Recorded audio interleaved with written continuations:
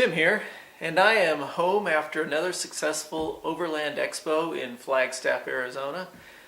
It was at times windy, rainy, a little bit of sleet, a little bit of snow, but it was always awesome.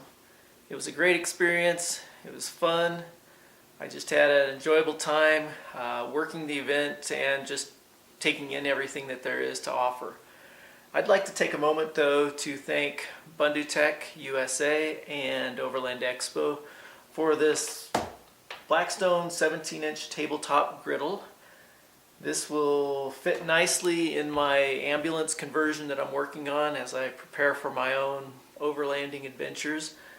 And I actually needed something like this. I've been using a small single burner propane stove to cook my meals on, and this is going to be awesome, especially for breakfast when I want to make eggs and hash brown and bacon out at the campsite or wherever I may be. The raffle that this was a prize in is Change Your World or Change the World Fund by Overland Expo, by the founders of the expo, and it benefits overlanding for young people, gets more people involved, and so it was a really good cause. So again, thank you BunduTecUSA who put this in the raffle, and thank you Overland Expo.